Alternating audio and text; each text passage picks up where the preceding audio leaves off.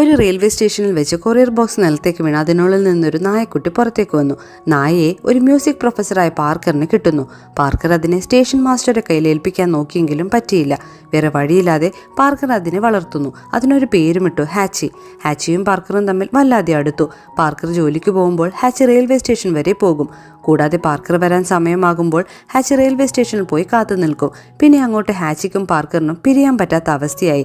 അങ്ങനെ ഒരു ദിവസം പതിവ് പോലെ പാർക്കർ ജോലിക്ക് പോയി. പെട്ടെന്ന് പാർക്കറിന് നെഞ്ചുവേദന വന്ന് മരിച്ചു വീഴുന്നു.